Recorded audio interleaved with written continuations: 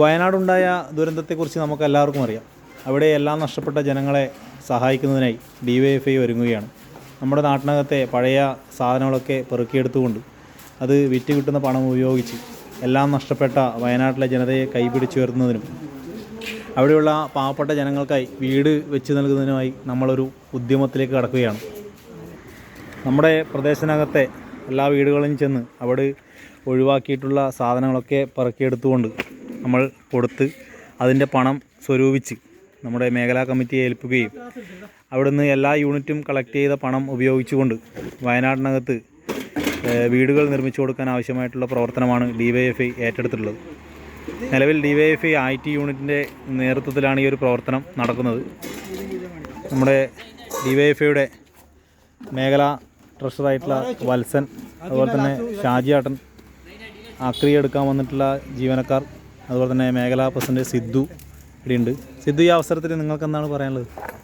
DYFIയുടെ rebuild Wayanad ക്യാമ്പയിൻ്റെ ഭാഗമായിട്ടാണ് ഇപ്പോൾ യൂണിറ്റുകളിൽ നിന്നുള്ള വസ്തു ശേഖരണം, അതായത് പഴയ പേപ്പർ, അതുപോലെ തന്നെ നമ്മളെ ഉപയോഗിച്ച് വീടുകളിൽ മാലിന്യമായിട്ട് വലിച്ചെറിയുന്ന ആക്രി സാധനങ്ങളൊക്കെ ശേഖരിച്ചുകൊണ്ട് DYFIയുടെ നേതൃത്വത്തിൽ മുഴുവൻ യൂണിറ്റുകളിൽ, നമ്മളെ കേരള സംസ്ഥാനത്തിലെ മുഴുവൻ യൂണിറ്റുകളിൽ ചെറുപ്പക്കാർ ഇന്നീ ഒരു ദിവസം മൊത്തം വീടുകളിലേക്ക് ഇറങ്ങി ഈ ക്യാമ്പയിന് ഐക്യദാർഢ്യം പ്രഖ്യാപിച്ചുകൊണ്ട് മുന്നോട്ട് വരികയാണ്. നല്ല രീതിയിലുള്ള ഒരു ഇടപെടലാണ് ഇതിൻ്റെ ഭാഗമായി നമ്മൾ പ്രതീക്ഷിക്കുന്നതിലപ്പുറമാണ് യുവാക്കളുടെ പങ്കാളിത്തം. വയനാടിനെ ചേർത്ത് പിടിക്കാൻ യുവസമൂഹം മുന്നോട്ട് വരുന്ന കാഴ്ച അത്യന്തം ആവേശം ജനിപ്പിക്കുന്ന ഒന്നാണ്. വളരെ നല്ല രീതിയിലേക്ക് നമ്മുടെ പ്രവർത്തനം മുന്നോട്ട് പോകുന്നത് കാണാം. യൂണിറ്റിൻ്റെ 2 ലോഡ് കയറ്റി, ഒരു ലോഡാണ് ഇപ്പോൾ അവസാന ലോഡാണ് കാണുന്നത്. മുഴുവൻ യൂണിറ്റുകളിൽ ഇതേപോലെ വലിയ രീതിയിലേക്കുള്ള ശേഖരം നമുക്ക് ഈ യാത്രയുമായി ബന്ധപ്പെട്ടുകൊണ്ട് ശേഖരിക്കാൻ വേണ്ടി സാധിച്ചിട്ടുണ്ട്. നമ്മളേതായാലും നമ്മുടെ പ്രവർത്തനം തുടരുകയാണ്. ഇതിനുശേഷം നമ്മൾ പല രീതിയിലുള്ള ചലഞ്ചുകളും ഏറ്റെടുത്തിട്ടുണ്ട്.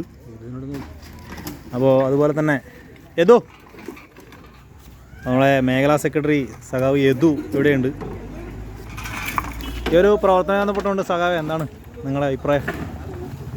വയനാട് നേരിട്ട ഏറ്റവും വലിയ പ്രതിസന്ധി, ജനങ്ങളാകെ വിറങ്ങലിച്ച് നിൽക്കുന്നൊരു സമയത്ത് DYFI അതിൻ്റെ ആദ്യഘട്ടം മുതൽ തന്നെ അവിടത്തുള്ള രക്ഷാപ്രവർത്തനങ്ങളിലും മറ്റ് സന്നദ്ധ പ്രവർത്തനങ്ങളിലും വയനാട് ജില്ലയെ ഏറ്റെടുത്തുകൊണ്ട് പ്രവർത്തിക്കുന്ന സംഘടനയായി DYFI വളരെ ആദ്യഘട്ടം മുതൽ തന്നെ വന്നിട്ടുണ്ട്.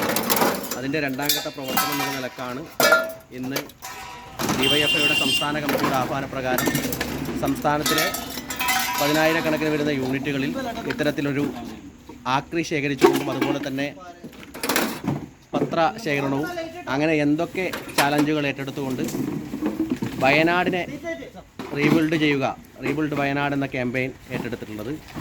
അതിനിന്ന് ഈ ഞായറാഴ്ച ഒരു ദിവസം കൊണ്ട് തന്നെ ഏകദേശം കോടിക്കണക്കിന് രൂപയുടെ സാമ്പത്തികമായിട്ടുള്ള സഹായം മാത്രമല്ല, ഈ കേരളത്തിലെ എല്ലാ തലത്തിൽപ്പെട്ട രാഷ്ട്രീയ ഭേദമന്യേ, ജാതി മതഭേദമന്യേ DYFI വീടുകളിലേക്ക് പോയപ്പോൾ വലിയ തോതിലാണ് എല്ലാവരും DYFI എന്ന് പറയുന്ന പ്രസ്ഥാനത്തോട്, ഈ റീബിൽഡ് വയനാട് ക്യാമ്പയിനോട് പ്രതികരിച്ചിട്ടുള്ളത്. അതിൻ്റെ ഒരു ചെറിയ കാഴ്ച മാത്രമാണ് IT ഇപ്പോൾ നമ്മൾ കാണുന്നത്. എല്ലാ സുമനസ്സുകൾക്കും DYFIയുടെ തൃക്കരിപ്പൂർ ടൗൺ മേഖലാ കമ്മിറ്റിയുടെ നന്ദി ഈ വേളയിൽ അറിയിക്കുന്നു.